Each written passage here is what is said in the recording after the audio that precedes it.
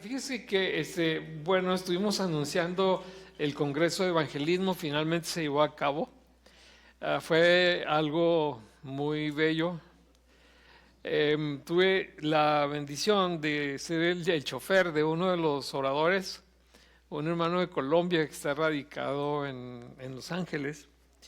Y se me hizo muy interesante cuando lo traía yo del aeropuerto, que venía a cruzar a Ciudad Juárez. Él tenía una duda, no sabía si tenía que llegar ahí a la garita a que le visaran el pasaporte, ya que es colombiano. Entonces le preguntó al chat, o sea, el chat GTP él lo trae ahí en su celular y le preguntó, oye, chat GTP, vengo de El Paso, Texas y voy a Ciudad Juárez, Chihuahua, México, y quiero preguntarte, así de una manera muy coloquial, quiero preguntarte si debo visar mi pasaporte al entrar y si debo visarlo al salir también. Y le dije, pregúntale también cuál puente, si en el Lerdo o en el Puente Libre. Y le dice, ¿y en cuál puente puedo hacer esto? Entonces, sí, claro que sí, y con un acento así argentino, ¿verdad? El robot, es un robot, hermano, hágame el favor, pero habla como si fuera de una forma coloquial, así, como si fuera un humano, como si fuera otra persona, y le dice, sí, claro, mira, tienes que visar tu pasaporte tanto al salir como al entrar, de preferencia, y puedes ir al puente de la Córdoba Américas o puedes ir al puente de la calle Lerdo, y yo... O sea, yo sé lo que es el chat GTP y de repente lo he usado, ¿verdad? Tecleando, pero no me había tocado que alguien lo usara de esa manera coloquial, de esa manera conversacional. Yo me quedé asombrado de qué tan avanzada va la tecnología y junto con la ciencia, la ciencia está avanzando junto con la tecnología, le reitero. Pero lo interesante es que algunas personas pensaban que con el avance de la ciencia y con el avance de la tecnología, los problemas de los seres humanos iban a ir disminuyendo, se iban a amortiguar, ¿verdad? Iban a ser menos graves, pero poco a poco se iban a ir resolviendo. Yo me acuerdo, hace muchos años, compartí un viaje en autobús con una persona y empezamos a charlar y empecé a hablarle del Señor y le dije, era un académico, le dije, el mundo necesita más a Cristo, necesita más de Dios. Y me dijo, no, el mundo necesita más ciencia. Bueno, han pasado las décadas, la ciencia se ha seguido desarrollando, pero los problemas de los seres humanos siguen igual o peor. No se ve un alivio, no sé, en los problemas de la humanidad. Los modelos económicos y políticos se ven agotados. Cuando antes se veía la democracia como el ideal, imperfecto si ustedes quieren, pero la mejor opción para el gobierno. Ahora vemos, hermanos, que se están multiplicando los gobiernos autoritarios con tendencias dictatoriales. Los modelos económicos tampoco son completamente satisfactorios para resolver las necesidades de injusticia y de pobreza de la gente. Y le podemos agregar a esto la confusión cultural. O sea, la gente no sabe ni qué creer, la gente no sabe ni qué pensar, hermanos. Y bueno, pues todo esto nos dice que las cosas, a pesar de los avances de la ciencia y la tecnología, no se están componiendo. Hay mucha necesidad entre la gente, hermano. Bueno, Jesús, hermanos, vino también al mundo en un tiempo de mucha necesidad. El Hijo de Dios, el Cristo, el Verbo encarnado, vino en un tiempo de mucha pobreza, de mucha opresión, de mucha necesidad, vaya, pero por donde iba, tal y como lo dijo Mateo, ¿verdad? El pueblo que vivía en tinieblas vio gran luz y luz le resplandeció. Por donde iba, el Señor iba iluminando a la gente, iba iluminando el ambiente, iba transformando el ambiente en el lugar donde se encontraba, con su presencia, con su palabra, hermanos, con sus actos. Ni los lugares donde estaban ni las personas eran las mismas, los mismos después de haber estado en la presencia del Señor. El Señor traía vida, traía esperanza, hermanos, y traía salvación. Él no solamente mediante lo que hablaba y enseñaba, pero mediante su persona y mediante lo que vivía, mostraba un estilo alternativo de vida. En ese tiempo, en el Imperio Romano, del cual Palestina, Jerusalén, formaba parte, se conocía, estaba viviendo una época que se llamaba la Pax Romana. No había guerras. No había guerras porque los terribles romanos tenían a todos oprimidos y con la espada en el cuello, o mejor dicho, con la bota o el pie en el cuello, ¿no? Esa era la forma en que ellos mantenían ese orden en el imperio. Pero Jesús, mediante la violencia, la fuerza, pero Jesús viene y propone, vive, modela un estilo de vida alternativo. Sí, en este modelo, Él demuestra que es posible y que es mejor vivir una vida de justicia, de paz y de gozo. Y claro, después Pablo lo comenta diciendo: el reino de los cielos no es comida ni bebida, sino justicia, paz y gozo en el Espíritu Santo. Eso es lo que Jesús vino a proponernos. Eso es lo que Jesús vino a predicar. Eso es lo que Jesús vino a instaurar. Eso es lo que Jesús vino a establecer. Esa era la misión divina: traer, introducir el reino de Dios, esta nueva manera de ser y esta nueva manera de vivir, nacida en el corazón del cielo, nacida en el corazón de Dios, a esa humanidad necesitada que vivía bajo el temor, que vivía bajo la opresión, que vivía en violencia, que vivía en explotación. Jesús vino a hacer eso, a traer vida. Yo les decía la semana pasada, a traer vida y vida en abundancia. Es el reino de Dios que incluye justicia, hermano, el querer y el hacer lo correcto, sin necesidad de que nos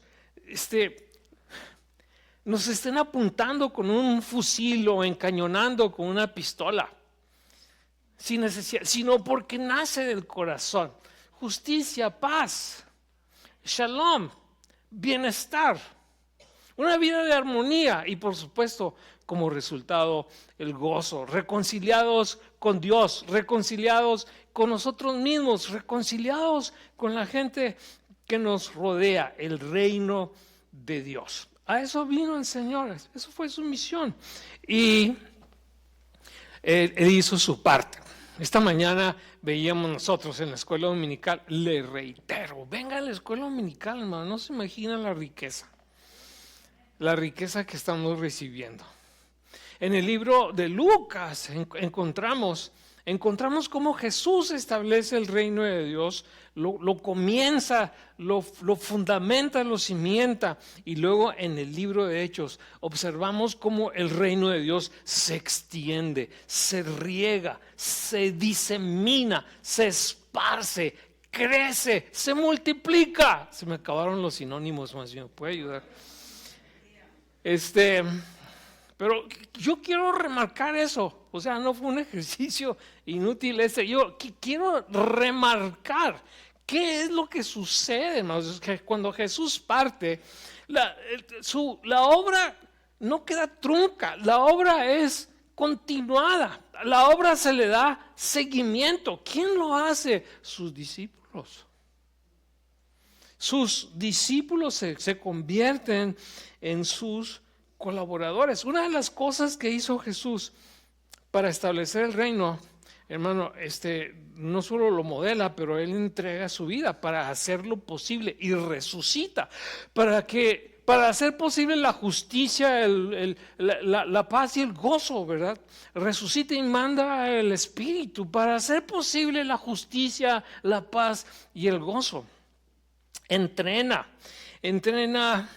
también, llama y entrena a colaboradores, y son estos colaboradores los que continuaron su obra. Déjeme, le digo una cosa, hermano, por eso estamos nosotros aquí, porque el Señor ha reclutado, ha llamado colaboradores para que el reino siga extendiéndose, porque le digo una cosa, hermano, es la voluntad del Señor que el reino de Dios se extienda.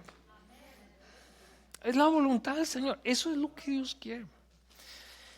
Están los planes del Señor. Hemos hablado del Apocalipsis y ya tenemos, hermanos, hemos visto cómo termina todo.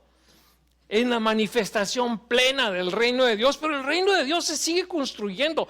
Todavía se está construyendo. Lo está haciendo Dios. Y lo está haciendo Dios con sus colaboradores. ¿Quiénes son sus colaboradores? Todos sus hijos, todos los creyentes, todos aquellos que hemos recibido su espíritu, todos aquellos que hemos escuchado su llamado y lo hemos obedecido. Todos nosotros somos sus colaboradores. Esa es la voluntad de Dios, ese es el corazón de Dios, eso está en el plan de Dios. Así que, queridos hermanos, escuchemos este llamado del Señor esta tarde y convirtámonos en sus colaboradores. Dios cuida de nosotros, hermanos. Dios tiene nuestra vida en sus manos, pero el Señor también desea que nosotros nos identifiquemos, comprendamos que ese es parte de lo que somos en el plan de Dios. En el esquema de Dios, colaboradores del Señor. Entonces abracemos el servicio, escuchemos ese llamado. La mies es mucha, los obreros pocos. Rogad al Señor de la mies que envíe obreros a su mies. Vayamos haciendo lo que el Señor nos conceda hacer, de acuerdo a los dones que el Espíritu nos dé. Pero vayamos, hagamos nuestra parte, colaboremos, aportemos según el Señor nos lo permita. Hermano, no seamos indiferentes. No permitamos, hermanos, que se nos pase ese privilegio, o sea, que ignoremos el privilegio que tenemos de colaborar con Dios en su obra. Para esto, hermano, es bien importante entender más claramente el ministerio de Jesús, puesto que es aquello lo que le vamos a dar seguimiento. Hechos nos dice cómo el Señor establece el reino. Lucas. Y Hechos nos dice cómo se le da seguimiento, cómo le dieron seguimiento a sus discípulos, sus colaboradores. Nosotros también tenemos que entender más claramente lo que es el ministerio de Jesús, para que, así como aquellos colaboradores en Hechos, nosotros en este siglo y en este tiempo podamos también darle seguimiento y continuidad al ministerio de Jesús. Entonces, primero, recordemos, reiteremos, Cristo es la expresión perfecta del reino de Dios. Y su ministerio consistió en establecer ese reino, pero primeramente había que reconciliar al pecador con Dios. Y una vez que lo hizo en la cruz, le da potestad de ser hecho hijo de Dios y parte de su pueblo amado. Entonces, lo primero es lo primero. Primero es el mensaje de reconciliación. Eso es lo que hace Jesús primero. El mensaje de reconciliación trae a la gente y la presenta con Dios para que la gente vea el camino de salvación para que la gente pueda aceptar el camino que el Señor le está proponiendo para la paz, para la reconciliación y la vida eterna. Eso es lo primero. Mire, hay personas que tratan de cambiar, creyentes bien intencionados, que tratan de cambiar las estructuras y los sistemas terrenos y humanos, económicos, políticos, educativos. No está mal, pero lo prioritario es que el hombre se reconcilie con Dios, porque si no hay una reconciliación del hombre con Dios, esta mente, hermanos, no da para mucho. Este corazón, dijo Jeremías, dijo, engañoso es el corazón y perverso, ¿verdad? Por eso el profeta también hablaba de que Dios tenía que cambiar el corazón de piedra por un corazón de carne. Así que eso es lo primero. Llevar a la persona a la presencia del Señor mediante la Escritura y la obra del Espíritu Santo, de modo que estas personas lleguen a reconciliarse y estar en paz con Dios y a recibir un corazón nuevo.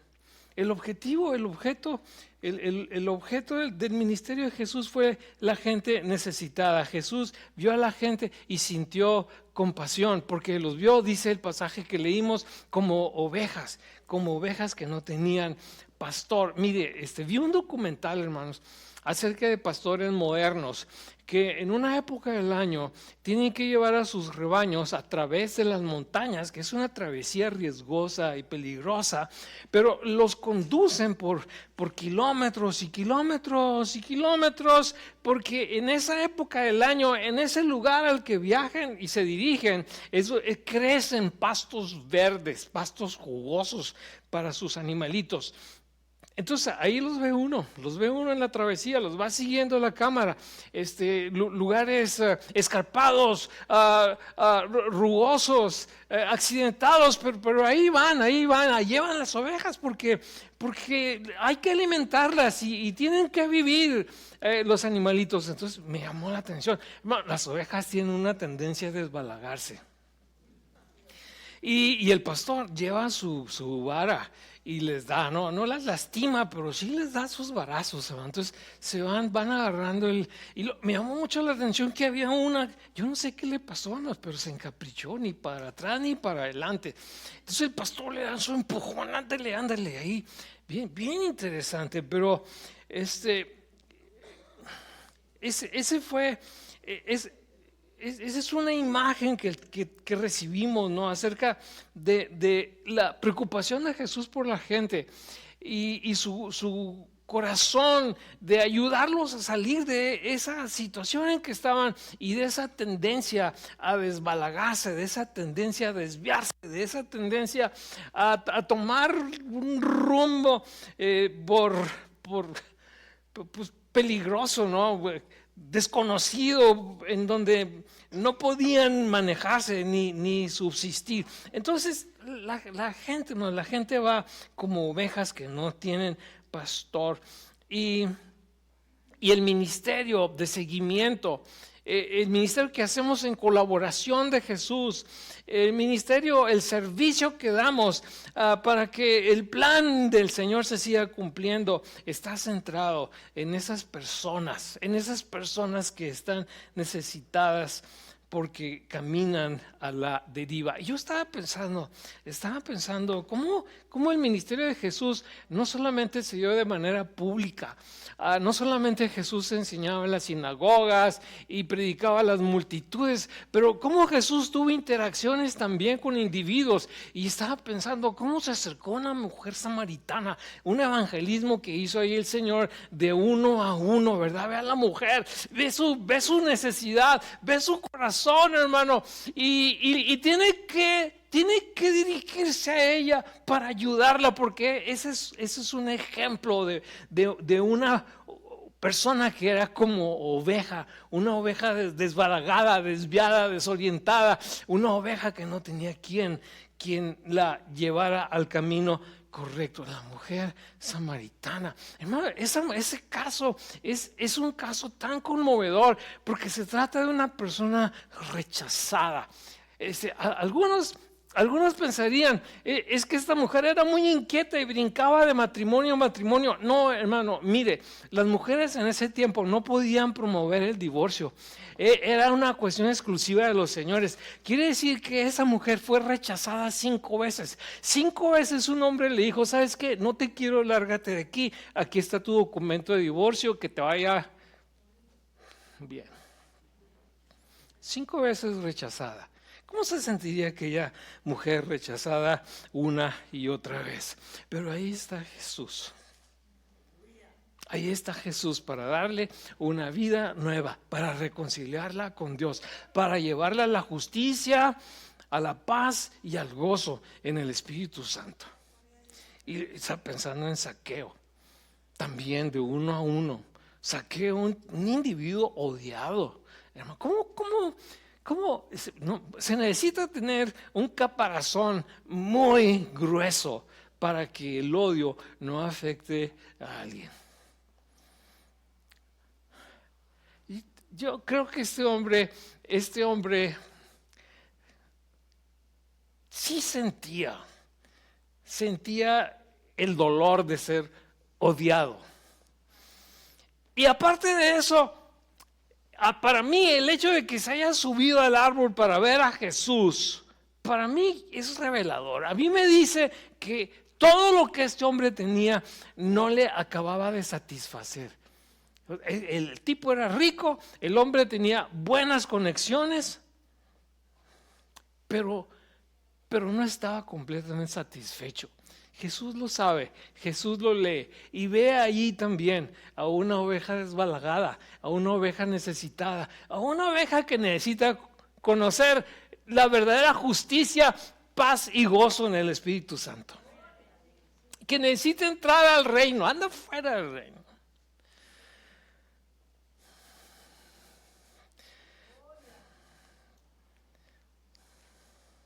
¿Cuántas personas hay así?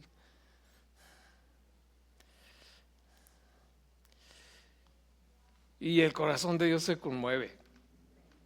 Hay otra instancia, hermanos, también. Se me hizo muy interesante. Ahí está aquel paralítico en el estanque. Y Jesús anda ahí entre tanta gente enferma. Eso estaba lleno de enfermos. Era un lugar a donde llevaban los enfermos, porque dice el pasaje, bajaba un ángel, movía las aguas y el primero que lanzaban al agua era sanado. Así que mucha gente esperanzada estaba allí esperanzados con una gran necesidad. Pero este hombre me llama mucho la atención, porque Jesús le pregunta, no, entre todos los que estaban ahí, Jesús se acerca a él y le dice,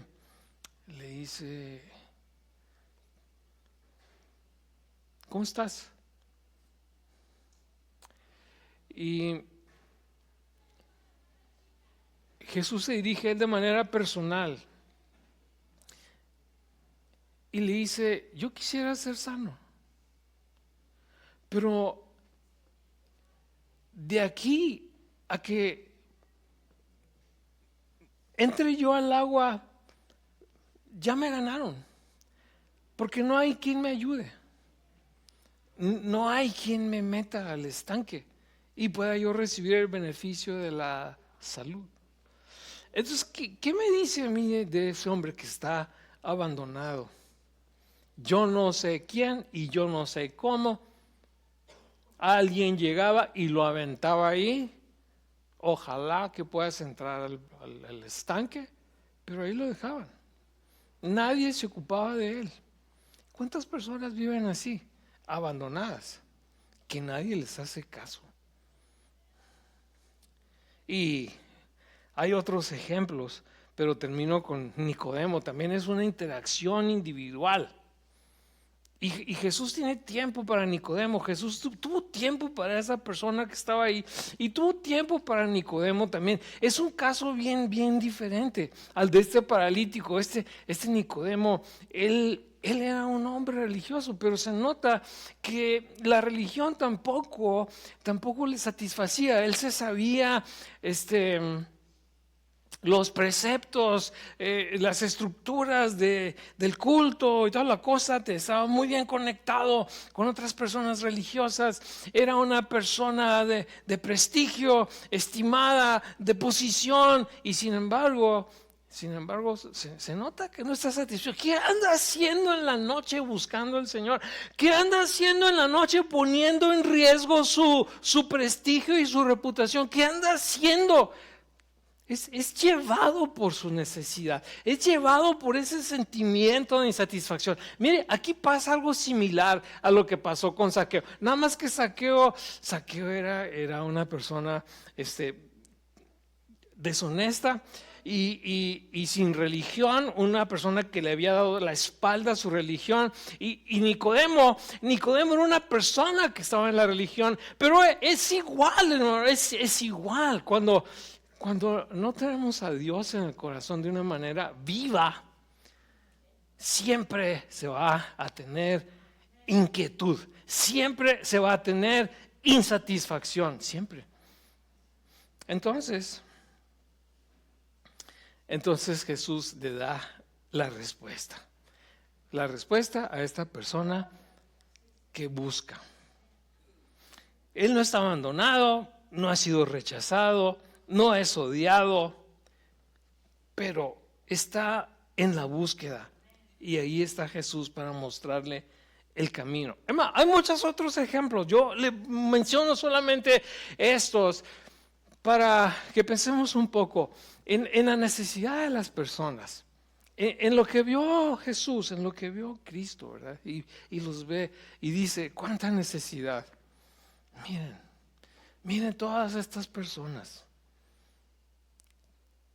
extraviadas, confundidas, con necesidades y que no saben qué hacer ni a quién acudir. Entonces, haciéndonos solidarios, respondamos al llamado de Jesús. Primero, entendamos su ministerio. ¿Qué fue lo que hizo? Entendamos su ministerio. Vamos a verlo y lo estamos viendo. ¿Cuál fue el ministerio de Jesús? Reconciliar al hombre con Dios y tocar, ayudarlos en su necesidad. Las personas eran el objeto del ministerio de Jesús. Respondamos entonces al llamado del Señor. Es mucha, la cosecha es mucha, la mies es mucha, los obreros pocos. La tarea es grande, la tarea es urgente. Rueguen al Señor de la mies, al Señor de la cosecha, que mande obreros para que la recojan, que mande obreros que sean colaboradores en esta misión magna. Campo es extenso.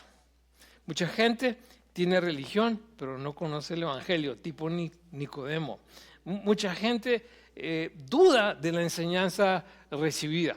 Mucha gente fue bautizada y no los encontramos en las rutas, no los encontramos en los hospitales. No, hermano, es que yo asistí a la iglesia en un tiempo. Yo inclusive soy bautizado, pero se apartó, pero se alejó, se resfrió. Ahí está, es parte del campo. Algunos dudan de la enseñanza recibida. Otros saben que hay un Dios, pero no lo conocen. Y otros de plano, y hay muchos de esos, no saben nada de nada con respecto a Dios, con respecto a su amor, con respecto a sus planes. No saben nada de nada. ¿Se da cuenta? El campo, hermano, es extenso. La mies es mucha. Y el Señor dice, se necesitan obreros. Se necesitan obreros. Rogad al Señor de la mies que los mande.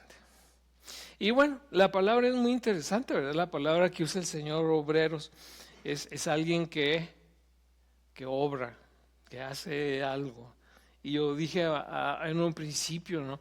Dije en un principio, según el Señor nos haya equipado, pero podemos hacer algo, según el Señor nos haya equipado. ¿Cómo le equipó a usted el Señor para colaborar? ¿Cómo le equipó? ¿De qué herramienta le dotó? Bueno, según el Señor lo haya hecho, lo que el Señor haya hecho, entonces vamos ejerciéndolo, vayamos haciéndolo, porque la cosecha, la mies es mucha, y así nos vamos a convertir en una extensión del ministerio de Jesús. Acuérdese, en Lucas se establece el reino. En Lucas pone el Señor el cimiento. Lucas nos narra, nos consigna sus enseñanzas, pero sobre todo su obra en la cruz, su resurrección y sus indicaciones al final del evangelio. Es necesario que este evangelio sea predicado, esta palabra de arrepentimiento y de salvación sea predicada en todo el mundo.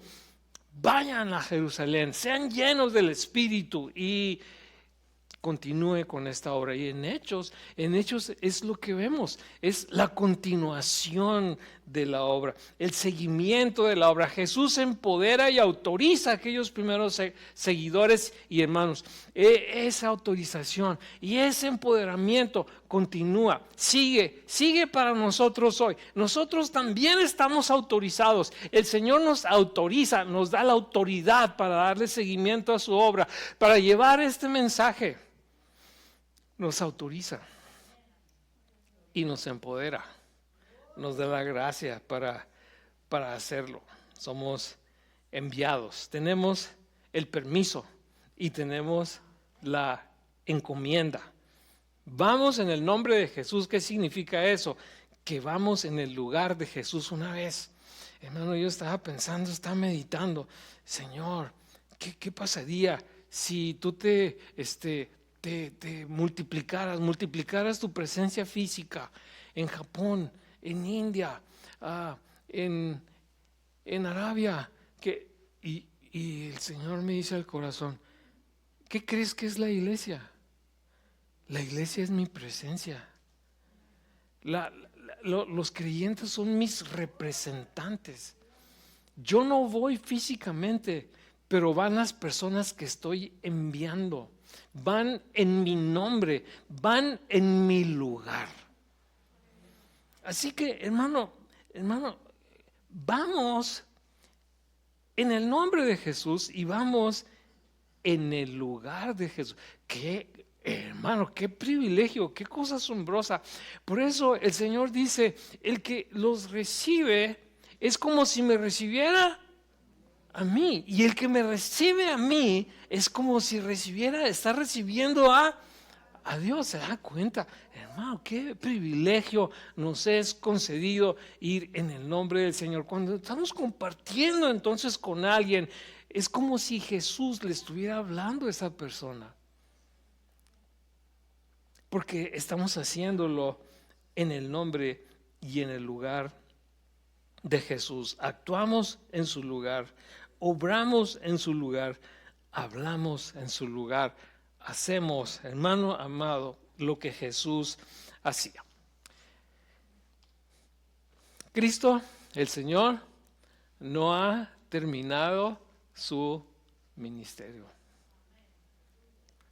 No lo ha terminado. Sigue. Algunos han dicho que la conclusión del libro de Hechos, capítulo 28, no parece una conclusión. Algunos dicen, no sé, es que el capítulo 28 de Hechos está abierto, ahí no hay un cierre. ¿Qué quiere decir eso? Algunos lo interpretan como que justamente los hechos siguen. Ya no son los 12 apóstoles originales, pero aquellas personas que fueron ganadas por aquellos apóstoles originales son los continuadores, y después ellos capacitaron e instruyeron a otros, y esos otros continuaron la obra. Hermano, y aquí estamos. Bendito el nombre del Señor. Y los que han de venir por el servicio y el ministerio de esta grey que está aquí y de otras congregaciones que están ahora mismo adorando al Señor en otros lugares y que darán seguimiento a la obra del Señor. No ha terminado el ministerio, no ha terminado la necesidad, no ha terminado la obra, sigue y sigue por medio de los colaboradores del Señor. Por eso el Señor sigue llamando obreros, sigue llamando a la tarea. Lo que Él hizo fue algo indescriptible, algo grandioso, algo portentoso, y tiene que seguirse anunciando porque sigue siendo efectivo para cambiar el destino de las personas, el destino de la sociedad, el destino del mundo. Lo que no está haciendo la ciencia, lo que no pueden hacer los gobiernos mediante la represión y la violencia, lo puede hacer, hermano, lo puede hacer Dios en Cristo a través de este mensaje y la operación del Espíritu Santo. Traer a las personas al reino, a este modo alternativo de vivir en donde reinan la justicia, la paz y el gozo por el Espíritu Santo.